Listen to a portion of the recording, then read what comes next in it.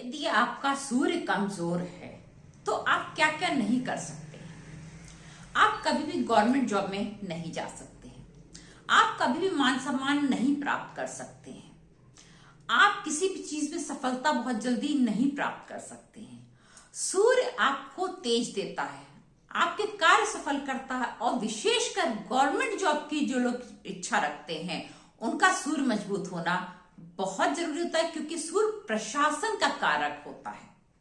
अगर आप प्रशासनिक जॉब चाहते हैं तो आपका सूर्य मजबूत होना अति आवश्यक है। अब ये कैसे कर सकते हैं, इस वीडियो में हम यही जानेंगे कि सूर्य को मजबूत करने के लिए, अपने मान सम्मान को पाने के लिए या प्रशासनिक सेवा में जाने के लिए हम क्या कार्य कर सकते हैं। आज हम बात करेंगे सूर्य देवता को समर्पित रविवार के व्रत की। इसमें आपको कौन सी सावधानियां रखनी है, क्या करना है और क्या नहीं करना है, कब उठाना है व्रत, कितने व्रत का संकल्प लेना है, पूर्ण ज्ञान आपको इसमें मिलेगा। वीडियो में अंत तक बने रहिएगा और आप भी इसका लाभ उठा सकते हैं अपने जीवन में सफलता पाने के लिए, क्योंकि सूर्य के बिना तेज जीवन में आता ही नहीं है। नमस्कार दोस्तों, मैं अंजलि सक्सेना एक बार पुनः स्वागत करती हूं आपका एक नए वीडियो में। आज का वीडियो का विषय क्या है? सूर्य देवता को समर्पित रविवार का व्रत। उद्यापन में क्या करना है, क्या खाना है, क्या नहीं खाना है, क्या समर्पित करना है और कब शुरू करना है। चलिए वीडियो को शुरू करते हैं और जानते हैं कि इसका व्रत कैसे किया जाता है। सर्वप्रथम ये जानते हैं कि कितने व्रत करना चाहिए। सूर्य देवता के यानी कि रविवार का आपको 12 या 30 व्रत करना चाहिए। ज्यादातर लोग 12 व्रत करते हैं, वैसे कुछ लोग 5 या 7 भी कर लेते हैं, कोई हर्जा नहीं है, लेकिन जो तरीका है वो 12 या 30 व्रत करने का तरीका है। प्रारंभ कब करना चाहिए? सूर्य देवता का व्रत का प्रारंभ आपको हमेशा जो है या तो भाद्रपद में करना चाहिए या तो अश्विनी मास में करना चाहिए। वैसे आप कभी भी कर सकते हैं, पर इस समय शुरू किया हुआ रविवार का व्रत बहुत फलदायी होता है। अब आपको करना किस समय है? शुक्ल पक्ष के पहले रविवार को, भाद्रपद या अश्विनी मास के शुक्ल पक्ष के पहले रविवार को आपको रविवार का व्रत प्रारंभ करना है। ये अति शुभ समय होता है रविवार का व्रत प्रारंभ करने का। प्रारंभ करते समय आप संकल्प अवश्य करें कि आपको कितने व्रत करने, 12 करने हैं या 30 करने या 5-7 करने हैं। उतने आपको संकल्प अवश्य लेना है। संकल्प लेने का तरीका क्या है? हाथ में जल लेकर के आप अपना नाम लीजिए, अपने गोत्र का नाम लीजिए, अपने पिता का नाम लीजिए और स्थान का नाम लीजिए, दिन तिथि का नाम लीजिए, वार का नाम लीजिए और तब वो संकल्प मैं संकल्प करता हूं या संकल्प करती हूं कि मैं इतने व्रत करूंगी करके उस जल को आप भूमि पर छोड़ करके उसको प्रणाम करने। इस तरह से आपको संकल्प लेना है। अब ये व्रत जैसे आपने प्रारंभ कर लिया, शुक्ल पक्ष के पहले इस पे संकल्प ले लिया, अब आप उसमें पूजा कैसे करनी है? एक तो आती है इसकी व्रत कथा, वो तो पढ़नी है, पर साथ में क्या पढ़ना है आपको? साथ में आपको सबसे पहले तो आपको उठना जल्दी है। रविवार का व्रत जो भी करते हैं और अगर वो देर से उठते हैं तो फिर पूजा करने का या व्रत करने का कोई फल नहीं मिलता आपको। अब फिर वो सोचते हैं मैंने तो इतना किया लेकिन हमें तो कुछ नहीं मिला। तो आपने किया क्या? आपने सबसे पहली गलती तो यही कर दी कि आप देर से सो के उठे। लोग ज्यादातर रविवार में क्या ना छुट्टी होती है तो वो छुट्टी मनाते हैं और देर से सोकर उठते हैं। ये सबसे बड़ी गलती है। आपको रविवार का अगर व्रत करना है तो आपको भोर में उठना है, जल्दी उठना है, सूर्योदय से पहले यदि संभव हो सके तो उठ करके स्नान कर लेना है और सूर्य उदय होते समय आपको जो है सूर्य को जल अर्पित करना है। पहले जल अर्पित करेंगे, उसके बाद पूजा करेंगे। पहले पूजा करके बाद में जल अर्पित नहीं करेंगे। सर्वप्रथम सूर्य को जल अर्पित करेंगे, तब अपने पूजा के स्थान पे बैठ करके आपको पूजा करनी है। जल अर्पित करना है तांबे के लोटे पर। तांबे के लोटे में आपको लाल फूल डालना है, अक्षत डालना है और रोली डालना है और आपको ये जल अर्पित करना है सूर्य देवता को पूरब दिशा में करके करना है।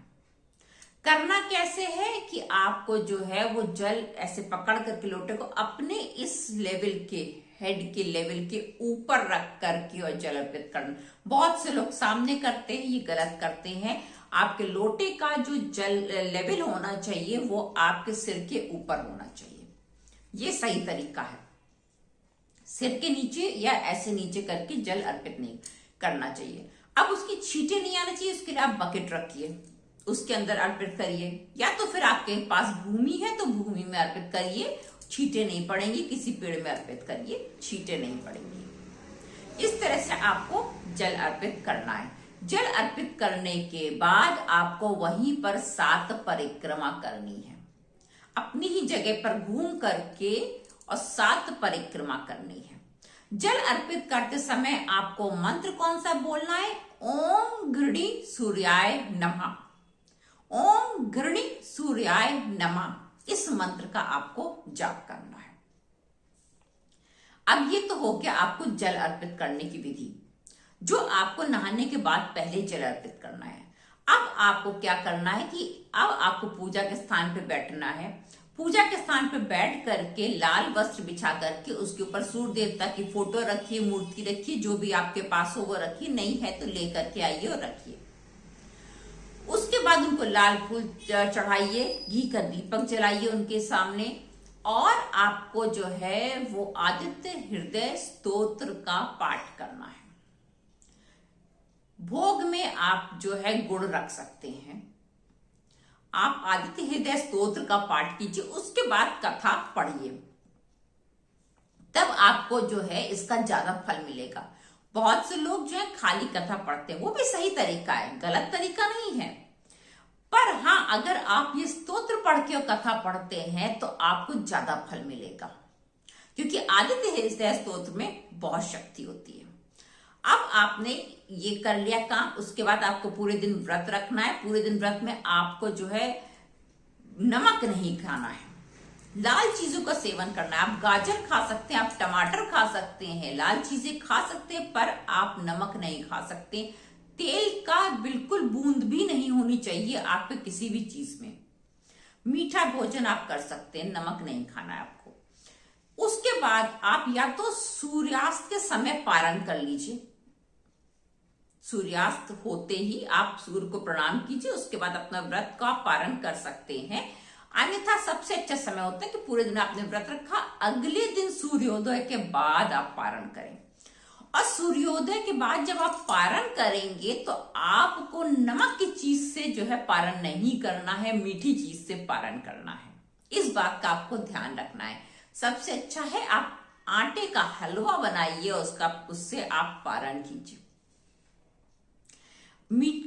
कोई भी नमक की चीज से पारण आपको नहीं करना। उसके बाद आप दिन भर कुछ भी खाइए, पर पारण आपको जो है नमक की चीज से नहीं करना है, अन्न से करना है, मीठी चीज से करना है। अन्न हो गया आपका पारण। अब आपको जब आपका पूरा हो जाए संकल्प के व्रत, तब आपको उद्यापन करना है। अगर आपने 12 का किया है तो आपको 12 पंडितों को भोजन कराना चाहिए। नहीं करा सकते हैं तो आप जाकर के किसी भी मंदिर में पंडित को दे सकते हैं। लाल चीजों का दान करना है आपको, उस दिन जरूर करना। लाल वस्त्र का दान कीजिए, आप गुड़ का दान कीजिए, आप गाजर का दान कीजिए, आप लाल वस्त्रों का, लाल भोजन का दान आपको करना है। और बाकी आप जो है वो भोजन करा के दक्षिणा दे करके खीर पूड़ी भी खिला सकते हैं। खीर पूड़ी में कोई दिक्कत नहीं है, खीर पूड़ी से भी आप उद्यापन करके और आप उनको दक्षिणा दे करके सादर पूर्वक प्रणाम करिए। इस तरह से आपको उद्यापन करना है। बहुत सरल विधि है, परंतु बहुत प्रभावशाली विधि है। हाँ, किसको नहीं करना चाहिए संडे का व्रत, यानी कि सूर्य देवता को? देखिए, सूर्य देवता का व्रत किया जाता है अपने लिए जिनका सूर्य कमजोर होता है, परंतु जिसका सूर्य मजबूत हो उसको बहुत ज्यादा सूर्य देवता का व्रत नहीं करना चाहिए। बहुत से पंडित बताते हैं, पर मेरी अपनी ये राय है, क्योंकि अधिकता हर चीज की बुरी होती है। आपका सूर्य अत्यधिक प्रबल हो जाएगा तो वो जला देगा। इसलिए मेरा ये विचार है कि लिमिट होना जरूरी है, ना कम हो और ना अत्यधिक हो। इसलिए आपको सूर्य देवता का व्रत उन लोगों को करना चाहिए जिनको नौकरी चाहिए, गवर्नमेंट जॉब, या जिनके अंदर मान सम्मान की या किसी चीज की कमी है, रुतबा कम है, उन सबको करना चाहिए। जिसका सूर्य कमजोर है उसको करना चाहिए, परंतु सूर्य प्रबल वालों को सूर्य देवता का व्रत नहीं करना चाहिए। फिर मिलेंगे एक नए वीडियो में एक नए विषय के साथ। इसमें से अगर कोई बिंदु छूट गया हो और आपका कोई सवाल हो तो आप कमेंट बॉक्स में पूछ सकते हैं, मैं आपको जवाब जरूर दूंगी। नए वीडियो में एक नए विषय के साथ फिर हम मिलेंगे। नमस्कार दोस्तों, प्रणाम, धन्यवाद।